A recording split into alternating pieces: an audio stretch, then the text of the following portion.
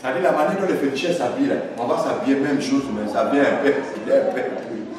On rentre dans les taux du rouge, les talites, les kippas et autres. On commence à s'habiller, on dit que voilà.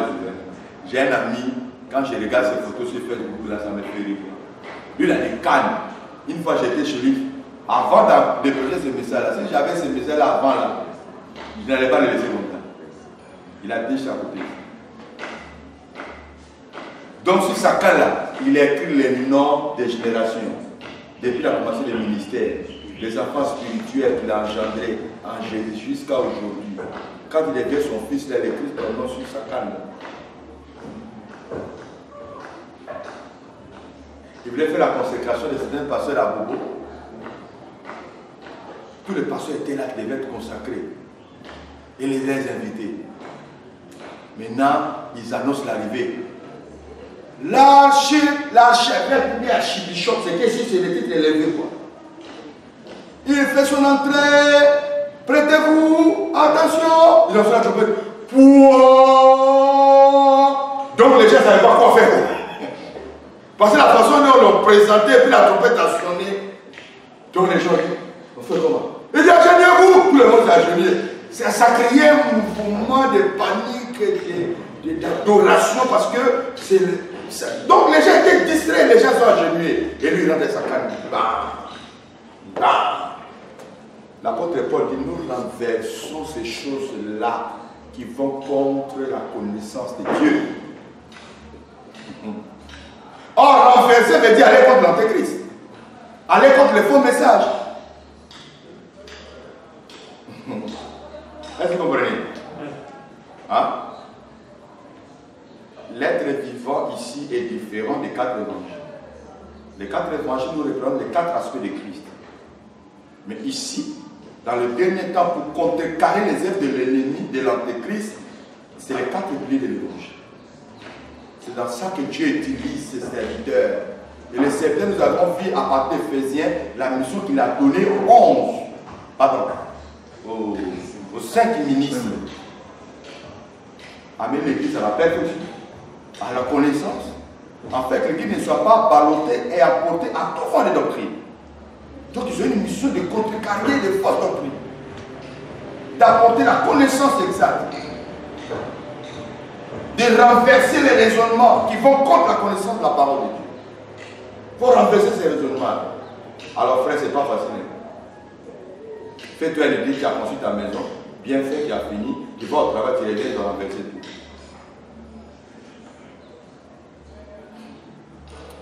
Vous entendez parler des fausses doctrines, c'est comme une maison qu'on a construite.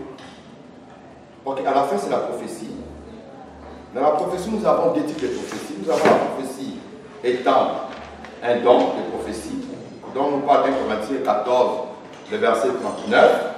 Et nous avons la prophétie comme étant les prophéties des Écritures, ou alors les scatologies. Voilà. Nous prenons d'abord 1 Corinthiens 14, verset 39.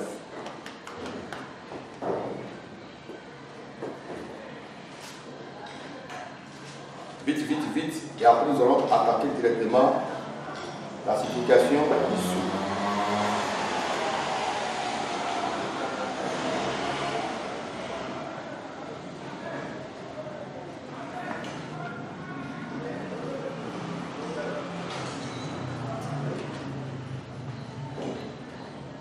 Rapide la lecture.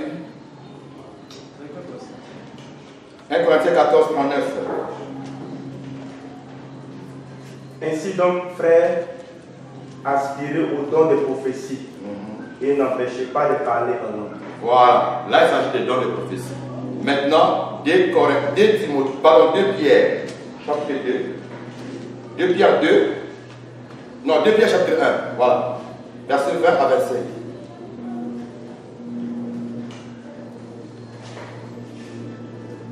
2 Pierre 1. Voilà. 20 à 21. 20 à 21.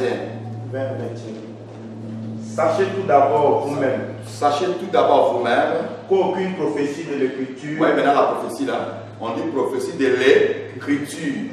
Ça n'a rien à voir avec les dons de prophétie. On dit prophétie de l'écriture. Or, la prophétie de l'écriture a besoin d'une interprétation. Vas-y. Sachez tout d'abord vous-même qu'aucune prophétie de l'écriture ne peut être un objet d'interprétation particulière.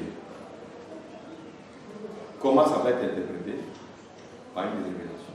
Vas-y. Car ce n'est pas par une volonté d'homme qu'une prophétie a jamais été apportée, mais c'est poussé par le Saint-Esprit que les hommes ont parlé de la parole. Ah, c'est poussé par le Saint-Esprit que les hommes ont parlé de la part de Dieu. Amen. C'est poussé par le Saint-Esprit que les hommes ont parlé de la part de Dieu. Nous avons la prophétie de l'écriture. La prophétie de l'écriture, automatiquement, ça nous amène sur les livres prophétiques. Nous avons par exemple le livre de Daniel, Ésaïe, Ézéchiel, voire même Apocalypse. Amen. Ok. Ces livres-là a besoin d'être interprétés. Cette interprétation doit être vraiment suivie d'une révélation. Parce que le prophétie a des codes qui demandent d'être décodés ou alors une bonne interprétation. Mais la Bible dit quoi? C'est poussé par le Saint-Esprit que les hommes ont parlé de la part de Dieu. Ça veut dire quoi? Il faut venir avec des messages à caractère prophétique. Amen. C'est ainsi que vous allez voir, quand on prend 70 semaines les dernières, vous allez voir que dans d'autres églises, c'est mal enseigné. Tout ça, c'est l'antéchrist qui est derrière ça. D'autres personnes, quand tu prends l'enseignement des adventistes, sur 70 semaines les dernières, et ils disent que les 70 semaines les dernières viennent de 2300 soirées matin. Donc, ce qui font que, quand ils enseignent sur les 70 semaines les dernières, ils font beaucoup de calculs. Et dans les calculs, les 70 semaines les dernières a pris fin il y a longtemps. Et en 1800, je ne sais pas, 14 ou bien 44, c'est là que Jésus est rentré dans le lieu très saint. Où il a fait de purifier les temples. Quand il va finir de purifier net, là, c'est là maintenant que nous allons attendre ce qu'on appelle la fin du monde. Pour eux, l'enlèvement, l'Église sera enlevée pour rester l'homme pour l'éternité au ciel et Dieu va finir avec la terre. Voilà comment le diable fait ces choses. Or, il faut un message à caractère prophétique révélé par le Saint-Esprit pour corriger ces erreurs. Est-ce que vous comprenez? Apocalypse 10, verset 7, on dit le 7e ange, la voix du 7e ange, c'est Branham qui est le 7e ange. On prend l'ange qui reçoit la trompette, on le compare avec l'ange qui a reçu la lettre, l'église de Laodicée, le 7e ange, on dit c'est Branham. Parce que c'est lui qui vient nous révéler les sceaux. Frère, quand on va rentrer dans les sceaux, nous allons découvrir que ce n'est pas Branham qui brise les sceaux. Là, la Bible est claire. On dit c'est l'agneau. C'est l'agneau qui brise les sceaux. Ce n'est pas Branham. Quand les sceaux commencent à se briser, Branham ne peut pas encore lire. Comme je vous dis que je suis tous ces gens-là. Tu vas voir, Branham me dit qu'il faut que je dors tôt parce que demain, il y a notre sceau à briser.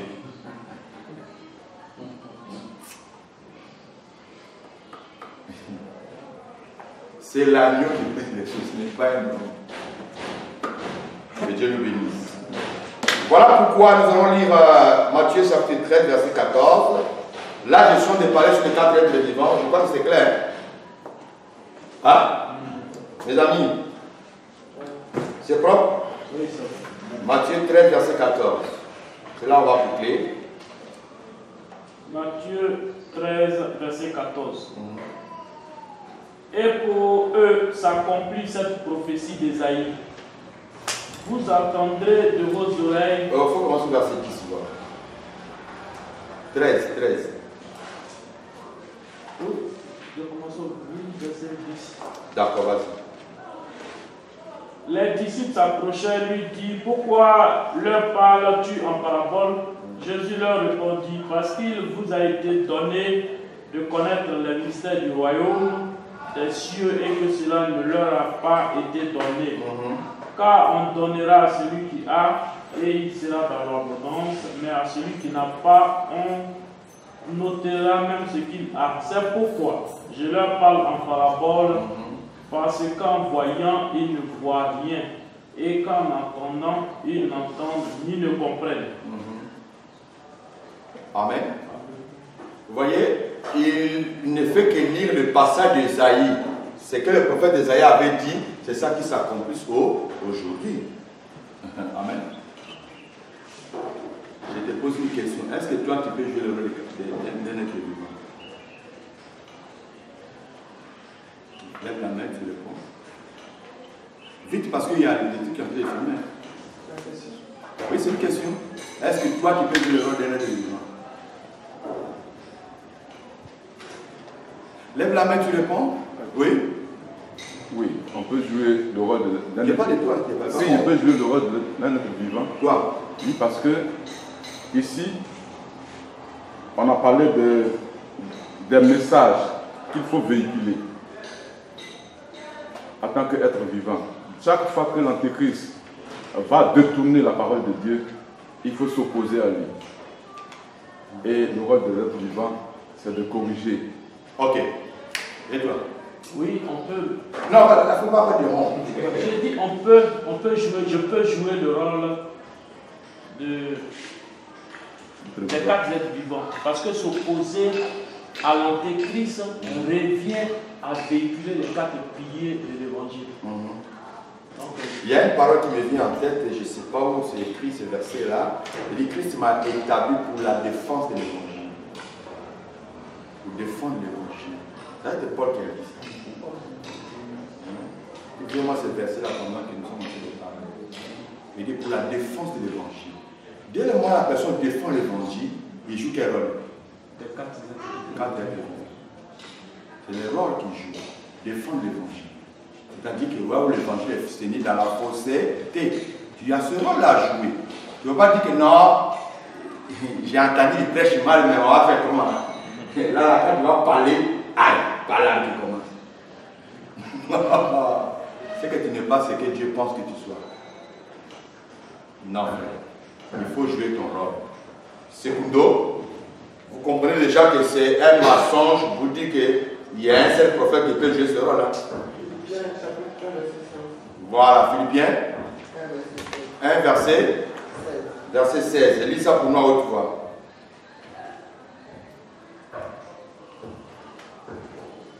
Ceux-ci agissent par amour, sachant que je suis établi pour la défense de l'Évangile.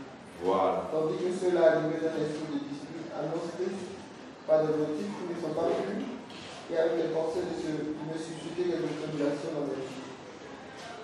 J'ai été établi pour la défense de l'Évangile. Donc, un défenseur, c'est celui qui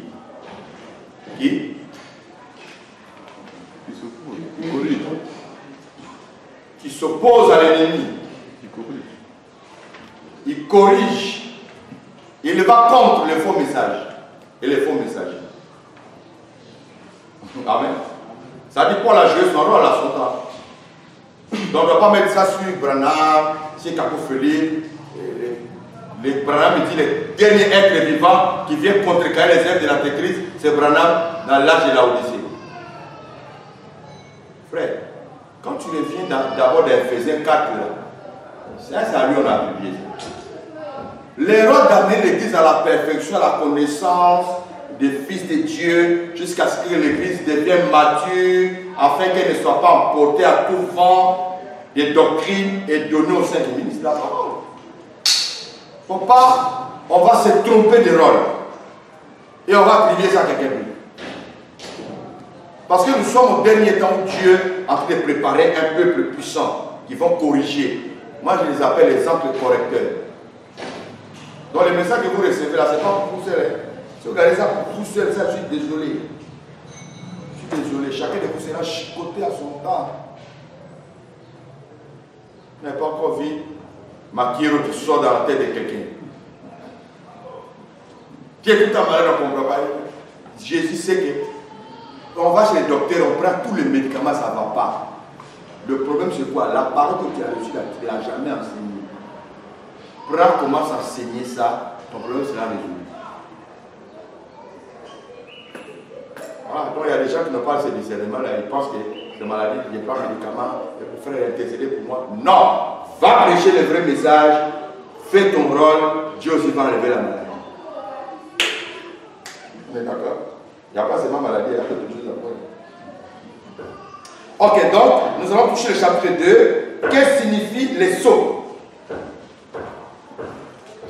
Par définition, les sceaux, c'est un cachet officiel qu'on applique sur un acte.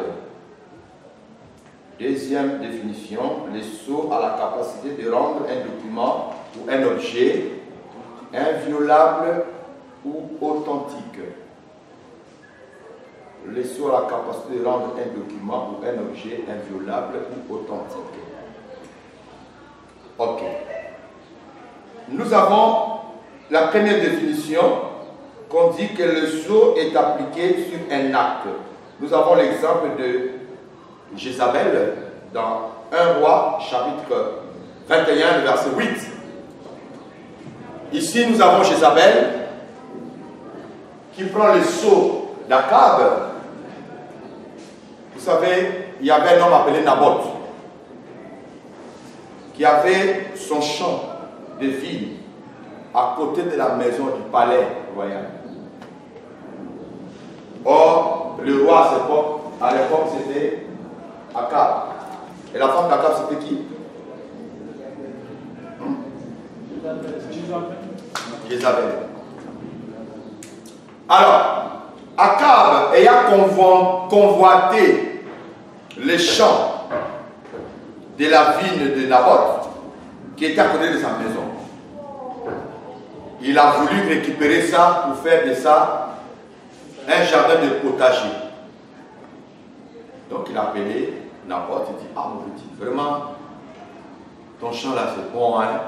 Parce que c'est à côté de ma maison. Moi je vais te proposer quelque chose. Donne-moi ton champ. Moi je vais te donner plus meilleur que ça.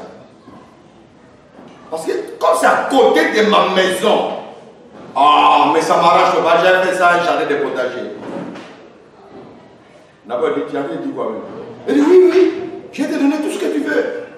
Il dit, non. Voilà de vrais combattants. Voilà de vrais êtres vivants. Les protecteurs d'héritage. L'évangile, c'est un héritage que Dieu nous a donné qu'on doit protéger. Il dit, ça là, c'est l'héritage de mes parents. Peu importe ce que tu peux me proposer, ça ne me présente rien à mesure. Ça ne me présente rien à mesure. Je ne peux pas te donner ça. Non, je ne suis pas dans l'héritage de mes parents, c'est pas possible. Il dit non, c'est pas la peine. Akab a beau parler, Naboth t'a dit, ça passe pas. Il ne faut même pas perdre ton temps, il est parti. Oh, frère, le temps que le roi il n'a pas dormi.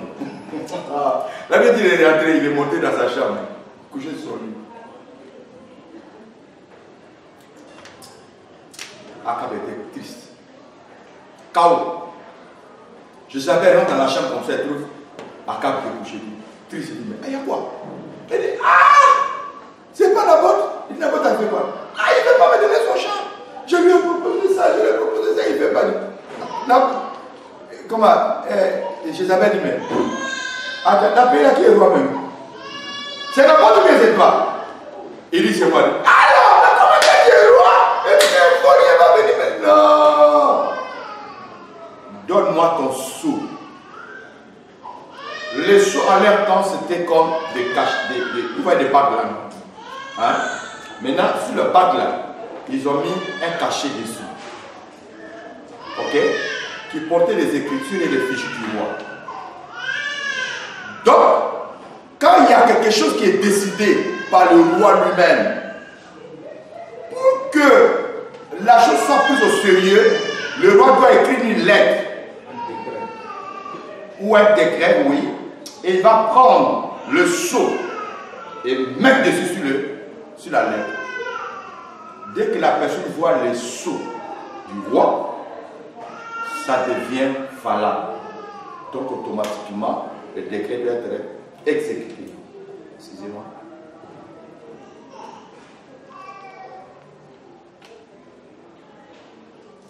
Ok.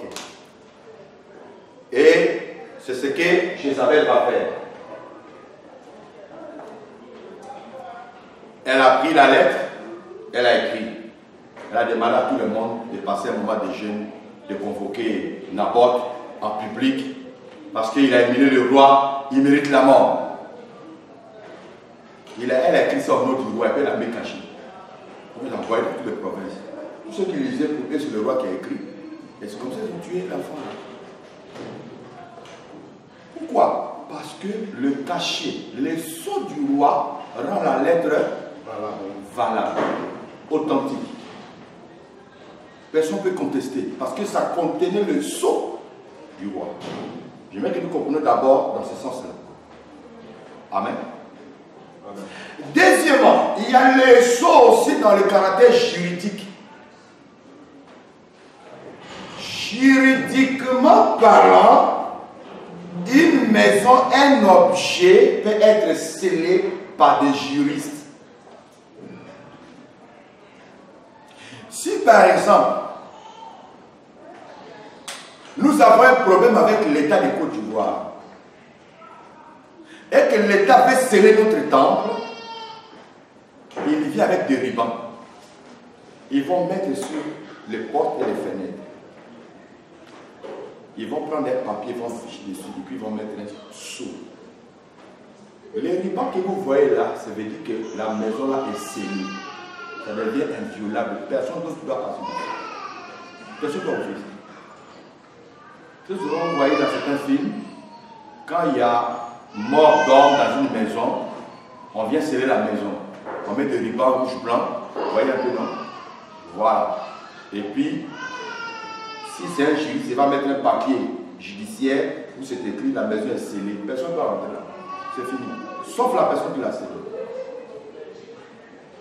Troisième, nous avons aussi des testaments. Des testaments peuvent être scellés. Et là, on prend de la cire. Vous connaissez la cire, non? C'est comme de la façon là. D'autres c'est rouge, d'autres c'est marron. On met ça dessus et puis on met caché dessus.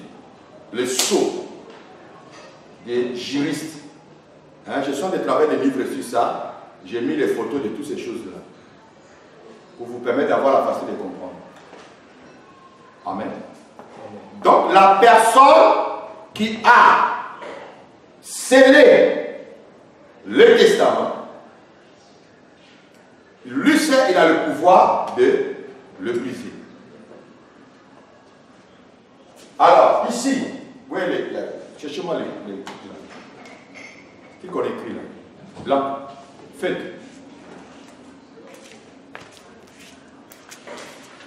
Donc ici, nous avons un livre scellé de 7 sceaux. Ça va un peu dans le sens juridique. Ça va un peu dans le sens juridique. C'est-à-dire qu'il y a eu un problème et le livre a été scellé. De telle sorte que personne n'a le droit de déceler ce livre-là, ou alors de briser les sceaux. La Bible nous dit qu'un livre scellé, je vais faire un dessin comme ça, que vous compreniez un peu.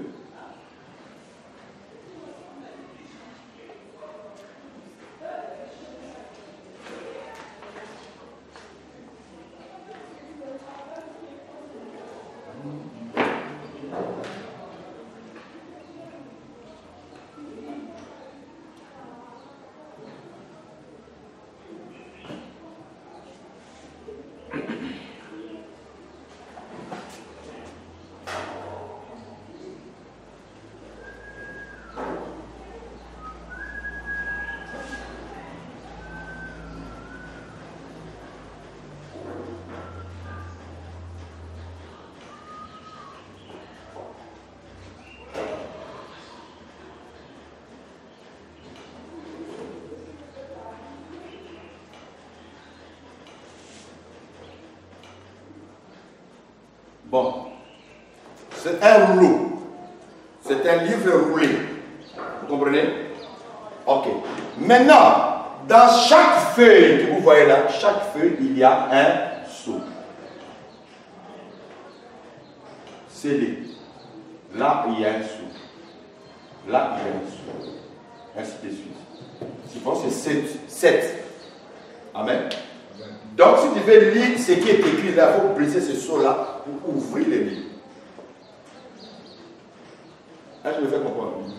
Quand le sceau est brisé de toute la page, tu te permets de lire le livre. Amen. Tu vas faire l'offrande du sommeil. Hein? Donc, dès que tu brises le deuxième sceau, tu ouvres. La Bible dit que le livre était écrit en dedans et en dehors. Mais les choses qui sont écrites dedans sont très importantes pour nous. Nous avions vu dès le départ, le livre c'est de 7 sceaux, nous parle de quoi? Le parcours de l'Antéchrist de ce qui était la première. J'étais là le premier. De l'Antéchrist, et puis mystère des 4 êtres vivants, et il y a 2 qui restent. Le jugement des nations et à la fin, l'établissement du règne de Christ. Tout ça est dedans. C'est-à-dire, ces livres que nous voyons là, on peut appeler ça le livre de la rédemption. Dis avec moi, le livre de la rédemption. C'est-à-dire que ce livre-là est très important pour toi et moi. Si ce livre-là est brisé, nous allons comprendre le parcours de l'Antéchrist et des âges de l'Église, ainsi que,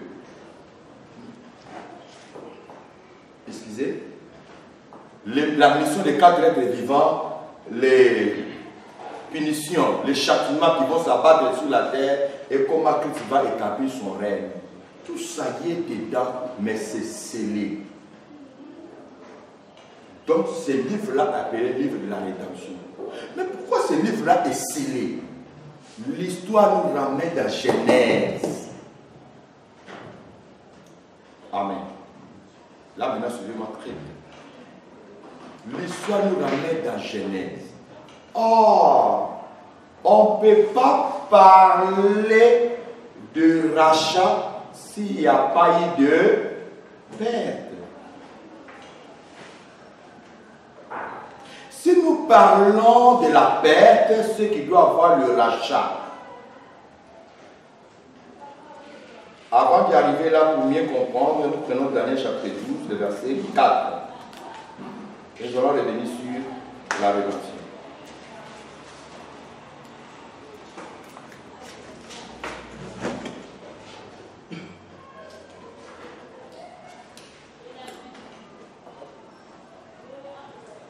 Daniel 12, verset 4.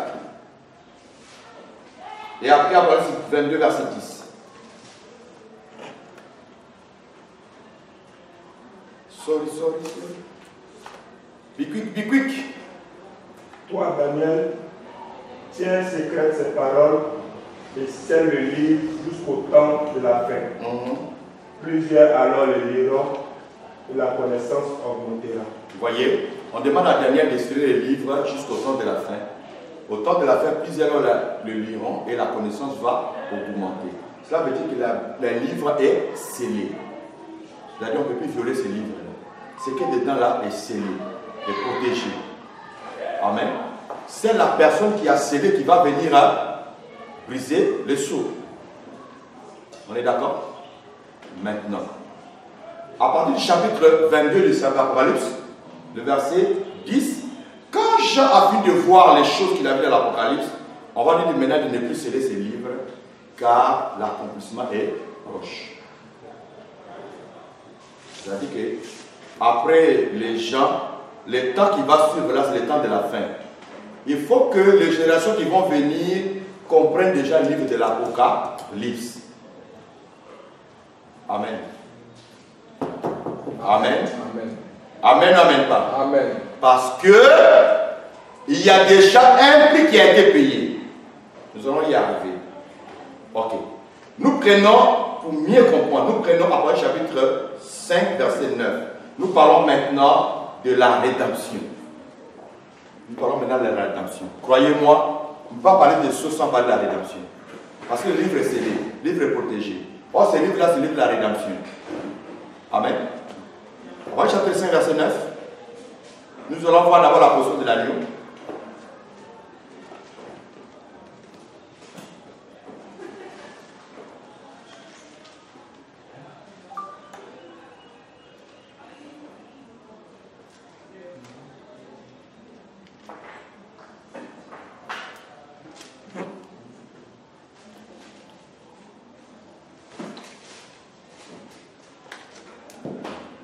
Oui.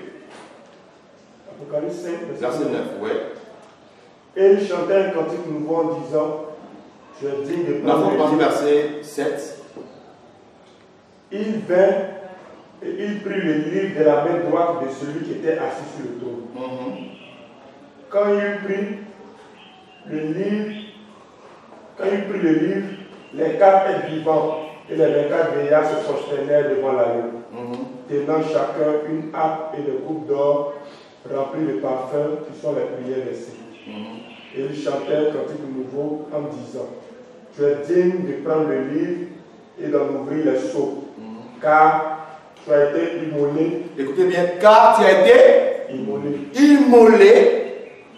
Et tu as racheté pour Dieu. Et tu as racheté pour Dieu. Par ton sang. Des hommes de toute tribu. Des hommes de toute tribu. De toute langue. Toute langue. De tout peuple. Tout peuple. Et de toute nation. Toutes les nations. Et tu as fait d'eux un royaume et des sacrificateurs pour notre Dieu. Et ils régneront sur la terre. Frère, écoutez bien ce passage-là. Nous avons ici l'agneau immolé. Ok? Car tu as racheté pour Dieu, par ton sang, tout le peuple, toutes les langues, toutes les nations. Tu as fait d'eux un royaume et des sacrificateurs. Ils régneront sur cette terre. Oh, Jésus qui a racheté. On ne peut pas parler de rachat. Oh, écoutez bien, le rachat par définition veut dire, il y a deux définitions. Premièrement, acheter après l'avoir perdu. C'est-à-dire, ce fait-là, c'est pour moi. Je l'ai perdu. Je vais retrouver ça chez le pasteur. Amen. Maintenant, 1 ou 3 semaines après, j'ai trouvé le message, c'est pour moi. Il dit, non, moi aussi j'ai payé ça. Tu as payé à combien? Oh non, j'ai payé ça à 2000 francs. 2000 frères, non. C'est pour moi, j'ai vraiment besoin de ça. C'est comme ça, il faut me rembourser mes 2000. Si je donne les 2000, ça je n'ai plus acheté, mais j'ai fait quoi? J'ai racheté. Parce que je l'avais payé déjà avant. C'était pour moi avant, mais je l'avais perdu. Vous comprenez? Donc quand on dit l'agneau, il a racheté par son sang les gens de toute tribu. Cela veut dire qu'il a racheté pour Dieu les gens de toute tribu. Cela veut dire que Dieu avait perdu quoi? Toutes ces tribus, toutes ces langues, toutes ces nations. Il est sur la terre. Cela veut dire que Dieu a aussi perdu quoi? La terre. Cela nous amène déjà où? Le jardin. Jardin d'Éden. C'est là que tout a commencé. Quelqu'un comprend? Cela veut dire, quand Adam a péché, il avait tout perdu. En commençant par lui-même, sa descendance, la terre et tout. Dieu avait récupéré tout. C'est ainsi que Dieu a récupéré les titres fonciers, qui est ces livres-là, et il a scellé ça. Nous pouvons interpréter ça à deux façons. Et Dieu a récupéré ça, il a donné la terre et tout à Satan.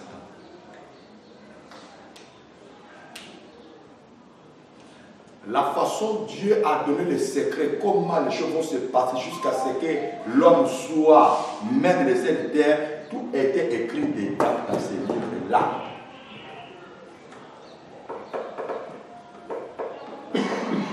Alors, si nous prenons déjà le livre de Daniel, prenons déjà le livre de l'Apocalypse, nous allons comprendre déjà que ça se résume en un mot, c'est la Bible. Amen. Voilà.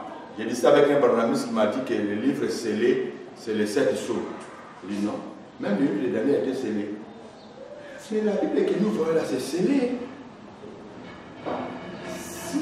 Dieu ne veut pas ouvrir pour toi ces livres pour que tu comprennes ce qui est écrit dedans, tu ne vas rien comprendre. Ce n'est pas aller dans les instituts puissants ou bien aller à l'école qui va te mener. Non, c'est la personne qui a scellé ça qui peut briser les choses pour toi. Amen. On est d'accord? Amen. Ok, nous revenons sur Adam. C'est-à-dire, Adam ayant tout perdu, il avait besoin d'un rédempteur. Quelqu'un qui pourrait venir racheter ce qu'il avait perdu. C'est ce que vous allez voir dans les Écritures. Job. Job était à la fois l'ombre et réalité.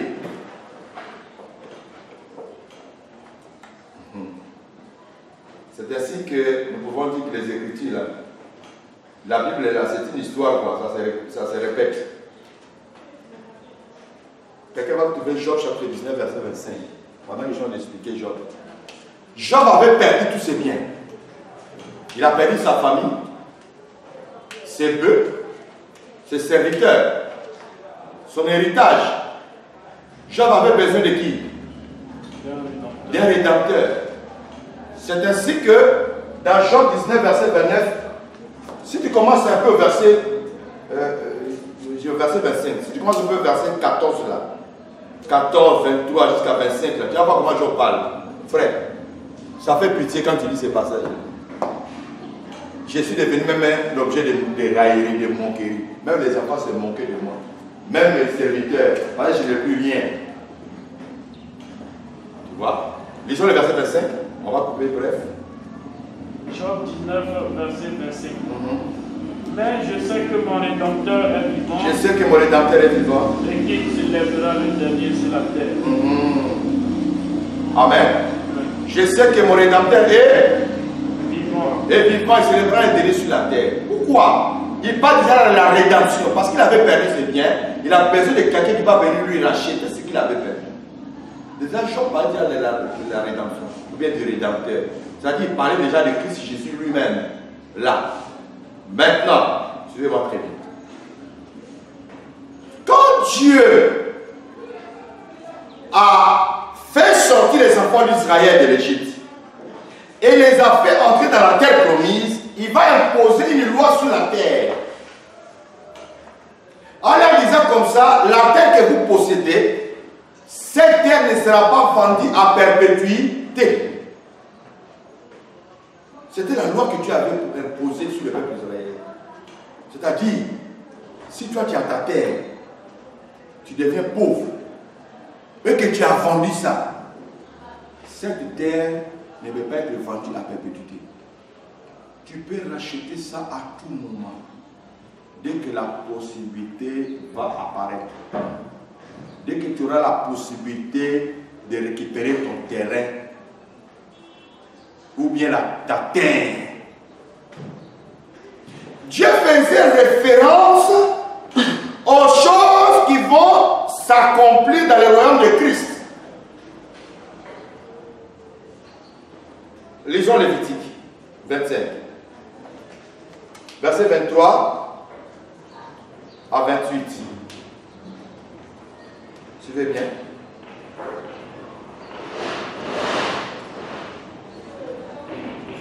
Là, nous sommes toujours dans Apocalypse chapitre 6, le verset 1 seulement, l'explication du verset 1 seulement. Voilà. Le samedi prochain, nous allons briser premier, deuxième, troisième, verset comme ça. Ah, on a apogé. Le dernier samedi aujourd'hui. Ah, d'accord. Il n'y a pas de souci. Lévitique 25, 23 à 28.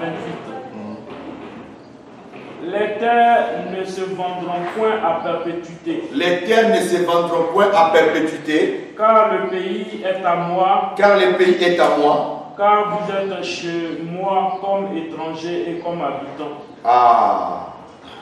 Amen. Dieu a donné cet ordre-là aux enfants d'Israël. Derrière ça, qu'est-ce que Dieu voit? Il voit Christ et son royaume. C'est-à-dire quoi? Le diable a récupéré la terre et tous les composants, y compris les êtres humains, nations, peuples, toutes les langues et la terre. Mais Dieu dit, cette terre-là ne sera pas vendue à perpétuité. Quand le Rédempteur viendra, il va racheter tout ce qu'il avait perdu pour que tout ça lui revienne. Comprenez? Cela veut dire que quand on dit, les gars de dormir sur la terre et tout ça là, c'est pour un temps. Il a fallu maintenant que Christ vienne. Ok. Avant que Jésus vienne, il nous donne les illustrations de l'Ancien Testament pour que nous comprenions un peu le rôle que Jésus va venir jouer. Quand vous entendez parler de Moab, pardon, de Naomi, Ruth, Boaz, ce sont des illustrations d'un Rédempteur. C'est-à-dire quoi? Vous n'êtes pas tout lire, hein? Sinon c'est dans... Vous prenez le livre de Ruth, chapitre 2, chapitre 4. Ok, vous allez découvrir ces choses-là. Chapitre 2, verset 1, chapitre 4, verset 1, verset 3, verset 12. Ok. Et puis, Ruth, chapitre 4, verset 6 à 10. Je vais vous expliquer pour qu'on gagne un peu en temps. Maintenant, suivez. Ruth fut une Moabite. Il y a eu la famine en Israël. Maclon. Je disais Maclon. Comment on appelle? Comment? Non, c'est pas. Le mari de Elimelech, voilà. Le mari de Naomi, Elimelech. Elimelech prend sa femme Naomi, il fuit à Moab. Ils ont fui quoi à la fin? La famille. Donc, arrivé à Moab, ils se sont installés, machin et tout. La vie continue, ils ont eu des enfants, la vie continue. Pas fini. Naomi se rend compte qu'elle perd son mari. Ça peut aller. Elle perd son premier fils. Ça sent pas trop bon, hein? On va attendre un peu. Deuxième fils est parti, elle s'est dit, ça sent mauvais. Je suis devenu amère. Donc elle s'est donné le nom Mara. Elle dit, moi je rentre chez moi. Elle prend ses bagages quelques craques pour rentrer chez elle. Oh, avant de quitter le pays, son mari avait tout vendu. Toute la terre était vendue. Il n'y avait plus rien à partir. Et puis ils sont venus à Moab, pas dans Moab. Maintenant, elle a décidé de retourner. En retournant, Ruth, sa belle-fille, s'accrocha à elle. Il y avait l'autre Orpa qui s'accrocha aussi après. Elle n'a rien vu de bon dedans, sans révélation, elle s'est détachée. Ruth dit, il y a quelque chose sur la famille. Allons-y. Frère, tout ça là sont des choses que Dieu est en train de nous préparer l'esprit pour l'œuvre de la rédemption qui doit être faite. C'est comme des ciments, ça dit comment Adam avait perdu le jardin, la terre et tout, et comment Dieu va faire pour que Adam puisse récupérer ce qu'il avait perdu. Ce sont ces ciments qui se passent là. Ruth s'accroche à Naomi. Nous avons Ruth, elle est israélite. Naomi, elle est moabite. Ça fait comme Israël et les nations. Est-ce que vous comprenez un peu? Ok. Ruth arrive en Israël. Elle, ça va glaner dans le champ de Boaz. Oh, Boaz était un proche parent de Elimelech, c'est-à-dire le mari de Naomi. Mais Boaz était un homme riche. Et où elle est partie glaner, quand tu finis la journée, c'était un contrat journalier, tu finis net, on te donne ton argent. Maintenant, et on leur donnait des grains, les vivres pour que tu apportes à la maison. Donc elle envoie à la maison en grande quantité et tout. Sa belle-mère demande, on t'a béni, hein, Joe? Je dis, ouais. Mais tu as gagné l'argent de qui? Non, j'ai gagné l'argent de Boaz. Boaz est dit, accroche-toi sur cet homme-là. Ah, c'est un bon monsieur. C'est un homme riche. Il est très bon. Il dit, ah, il faut t'accrocher. Et c'est comme ça qu'il va s'accrocher à Boaz. Elle va commencer à travailler bien jusqu'à ce que Boaz ait l'intention de la prendre comme épouse. Maintenant, Boaz va demander, mais toi tu es la fille de qui? Ruth va expliquer que non, on était à Moab, voilà ce qui s'est passé. Ma mère, elle s'appelle Naomi. Naomi était la femme de l'Émélec. Quoi? Mais c'est mon parent! Et là, c'est comme elle explique. Non, non, non, non, non. Si c'est le cas, comme moi j'ai mon argent, je vais racheter le bien de mon frère. Vous me suivez? Parce que la terre n'était pas vendue à perpétuité. Ok. Vous allez vérifier à la maison parce qu'on n'a pas trop de temps pour lire toutes ces choses-là. Il y avait 3 possibilités pour récupérer la terre à leur temps. Première possibilité, nous voyons ça dans Lévitique chapitre 25, le verset 25. Il est dit, si ton frère devient pauvre et vend une portion de propriété, si le premier proche parent, celui qui a les droits de rachat, vient, il a ses moyens, il peut racheter ce que son frère avait vendu ou alors perdu. C'est-à-dire, première possibilité, si tu avais vendu ta terre, et que tu veux récupérer, il te faut un proche parent. Un proche parent peut être qui? Un homme. Un homme. Un cousin. Ou alors un neveu. Ton frère? Ton frère. Voilà. Ça commence d'abord par ton frère. Grand frère. Ok? Non. Cousin. C'est les parents qui sont proches. Mais il faut que ce parent soit riche. S'il a ce moyen, il viendra maintenant racheter ce que son frère avait perdu. Voilà. Vous aurez le temps de vérifier ça dans les Écritures parce qu'on n'a pas ce temps de lire, donc je vous explique ça comme ça. Boaz avait des moyens. Et lui, il arrive. Il voit maintenant, il convoque tous les anciens. Il convoque celui qui avait le droit de rachat de la famille. Il dit, moi je veux que tu rachètes pour moi tous les biens que Elimelech a perdu, y compris cette femme. Parce que Ruth a voulu devenir israélite. Donc si elle a racheté, elle devient en même temps israélite. Ok? Maintenant, le monsieur qui avait le droit de rachat, il n'avait pas assez de moyens. Donc il a cédé, il est obligé maintenant de céder son droit de rachat à celui qui avait des moyens. À Boaz. Alors, comme témoignage, si tu veux céder ton droit de rachat, il faut que tu enlèves ta chaussure.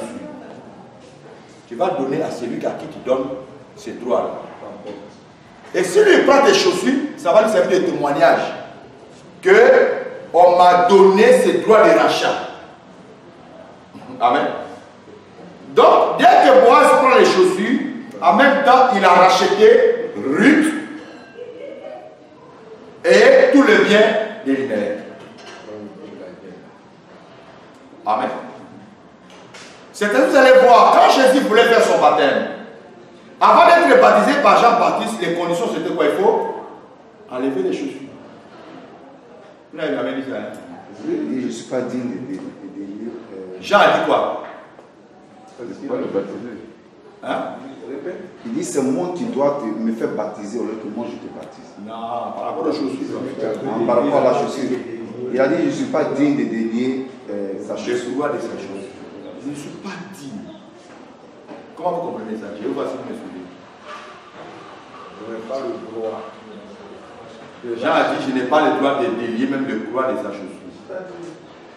Tu ne vois pas en train de pouvoir acheter. Il n'avait pas les moyens. Il n'a pas le pouvoir de l'achat. Tu ne vois pas en train de remplaçant ayant le pouvoir de rachat à la place de Jésus. Voilà, ça dit Jean se voit en face d'un véritable rédempteur. Il n'a pas le droit d'enlever ses chaussures. Ce que Jean disait là a une réalité avec le droit de rachat. Quand tu veux donner ton droit de rachat à quelqu'un d'autre, lui n'avait pas ce droit-là. Voilà pourquoi il n'a pas le droit d'enlever ses chaussures. Jésus est rentré dans l'eau avec ses chaussures. Parce que c'est lui le véritable rédempteur. Vous comprenez les problèmes des sceaux? Hein? Il faut que lui, il paye le prix pour racheter ce que Adam avait perdu. Et c'est cela qui va donner le droit maintenant de briser le sceau. Ce n'est pas Branham qui brise le sceau. C'est ainsi qu'Apocalypse dit que l'agneau, quand l'agneau a brisé le sceau, on n'a pas dit quand Branham, ou bien quand l'ange du 7e âge, ou bien l'ange des trompettes. Non. On dit quand l'agneau a brisé le sceau. Donc on revient sur Boaz. Boaz a récupéré tout ce que Naomi et Elimelech avaient perdu et il a racheté Boaz. Et pardon, Ruth. Ok? Il a racheté tout le bien. Donc c'est revenu maintenant dans la famille. Ah, ça c'est la première condition. Deuxième condition, il y avait une autre possibilité. Ça c'est Lévitique 25, toujours les versets 26 à 27. Si un homme n'a personne du moins, qui a le droit de rachat dans la famille, qui se procure lui-même quoi faire son rachat, il comptera les années depuis la vente, restituera les surplus à l'acquéreur et il retournera dans sa propriété. C'est-à-dire qu'il n'a pas le droit de rachat, mais toi qui as ton argent.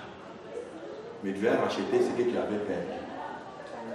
Ce que tu vas faire, on va compter le nombre des années depuis la vente du terrain, ou bien de la parcelle, ou bien de la terre. Tu as vendu ça en 2000 combien? Disons 2000, hein? 2000. Disons 2000, ok? Dans 2000 là, tu as vendu ça à combien? À 1000 francs. Donc, tu vas construire depuis 2000 jusqu'à 2000, hein? Ça fait combien de 2000 francs? Ça fait 19 ans, ça fait combien de 1000 francs? 19 000. C'est ça qui va venir tout le monde. Il va restituer les 19 000. Oui! C'est-à-dire on va compter le nombre des années depuis que le terrain a été vendu jusqu'à le jour qui vient là. Le première année, deuxième année, troisième année, le prix de la vente, tu vas prendre les 19 000 que tu donnes. Tu le mets côté. Là, tu n'as pas le droit de l'argent. Maintenant, troisième possibilité, là maintenant, nous trouvons ça dans les Lévitique, toujours 25, à partir du verset 28. Là, on nous parle de la personne qui peut récupérer son terrain, pardon, sa terre, rien que quand l'année de jubilé va retentir. C'est-à-dire 50e année après. Si tu as vendu ton terrain, ou bien ta parcelle, ou alors ta terre, tu vas attendre les 50 ans pour récupérer tout. Vous allez voir que Jésus marchait avec les chiffres. Il marchait avec les chiffres. Vous comprenez un peu? Les gens des années quel jour? Le 50e jour. Ok? Quand on prend le 50e jour qui correspond à 50e année de jubilé. Donc, déjà à partir d'ici, cette illustration de Boaz et Ruth nous amène déjà à comprendre que la terre pourrait être rachetée. Maintenant, Jésus arrive comme étant le véritable rédempteur. Il veut venir avec les ombres. Tout ce que les gens ont fait, les Ruth, le Boaz, les Naomi, tout ça là, c'est des ombres. Maintenant, il vient comme étant le véritable rédempteur. Or, dans les domaines spirituels, on n'a pas besoin d'argent. Dans le domaine spirituel, le sacrifice le plus puissant, le plus pesant, c'est le sang humain. Tu peux être un sataniste à haut niveau, très élevé. Ce qui fait que un sataniste très élevé, c'est le sacrifice du sang humain que tu donnes. Est-ce que vous comprenez un peu? Donc il a fallu maintenant que qu'est-ce qui s'est passé? La vérité, il a racheté pour Dieu, par son sang, les gens de toute tribu, toute langue, toute nation. Il a fait un royaume de sacrificateurs qui régneront sur cette terre. Cela veut dire que Christ doit venir maintenant avec un prix. Donc il a regardé jusqu'à ce n'est pas l'argent. Il va venir envoyer là les sangs le plus puissant du monde. Les sacrifices le plus excellent. Ah, vous savez bien que dans l'ancienne alliance, à chaque fois que quand on versait les sangs, ça couvrait les péchés pour combien de temps? Un an. Donc, ça doit être toujours. C'est comme ça que Satan fonctionne. Il faut sacrifier pour un an. Il faut renouveler. Il faut renouveler. Il faut renouveler. Mais Jésus, lui, il vient avec un sacrifice avec le sang pour faire une rédemption éternelle. Ça dit le sang, là, sa valeur, là, c'est pour toujours. Est-ce que vous comprenez un peu? Qui lui a permis de racheter la terre et tous les enfants de Dieu perdus. Les arbres et tout, Jésus a racheté tout par le sang. C'est là que nous parle le sang de Jésus, le grand prix que Jésus a donné, le prix de notre salut, le prix de notre rédemption, le prix que Jésus a donné, le sang. C'est-à-dire que vous allez voir que les satanistes sont là, non, on va chercher les sangs des noirs là, on est fatigué de ça. On va chercher la bulle, aujourd'hui c'est puissant aussi. Et j'ai les sangs toujours puissants. C'est comme ça quand la personne vient, quand il commence là, il faut donner un poulet. Ils sont des attirés. Il commence par œuf. Quand je vais souvent dans les cyber faire le tirage, je vais voir les marabouts qui vont là-bas, la consultation N9. Avec 5 000 francs. Ça, c'est pour se sonner un peu. Après, ils vont demander qu'il y a œuf et puis il y a poulet rouge. Ils n'ont pas besoin. Ça, les poulets vont faire. Ça, c'est pour t'attirer seulement. Après, ça a quitté poulet, ça allait devenir mouton. Après, au bœuf. Après, il veut t'amener dans le vrai sang qu'il veut. C'est le sang de l'homme. Le sang de l'homme, il faut regarder le sang le plus précieux dans ta famille. C'est quel sang? Ton père ou bien ta mère. C'est comme ça. Parce qu'il n'y a pas besoin de sang qui a beaucoup de valeur, qui est puissant dans la famille. Vous voyez? C'est comme ça, c'est très dangereux d'avoir des occultés dans la famille. Hein? Très dangereux. Si tu as ton frère qui demande l'argent de plaire, il ne va pas t'aider là. Il faut comprendre que toi, tu es enfant de Dieu. Il ne faut pas courir derrière ça. C'est ton salut. Il y a beaucoup d'artistes, il y a beaucoup de gens, ils ne donnent pas leur argent comme ça à leurs parents. Non, leurs parents là, ils ne donnent pas, c'est difficile. Ils sont dedans parce qu'ils ne veulent pas que leurs parents mangent ça. Ils savent ce que quand tu manges ça, ils savent que tu vas devenir.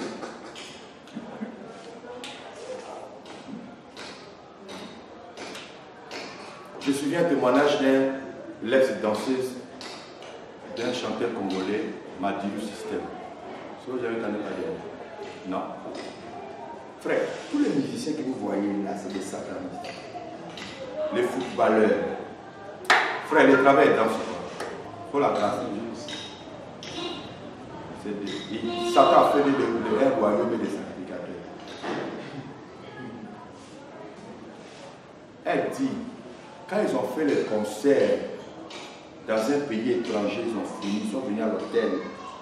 Les musiciens les appellent, la nuit d'aujourd'hui, il ne faut pas que quelqu'un va dormir avec habit. Vous dormez tous nus dans vos chambres. Celui qui dort avec habit, c'est son problème. Ce qui va t'arriver, je ne suis pas dedans. Parce qu'il sait ce qu'il a fait comme sacrifice. Elle dit, nous tous on a dormi nus. Matin on s'est réveillés. Nous on était vivants. Ils apprennent seulement qu'il y a eu des accidents dans la vie, même des gens sont morts. La majorité des personnes qui sont venues participer au concert, beaucoup sont morts. On les a sacrifiés.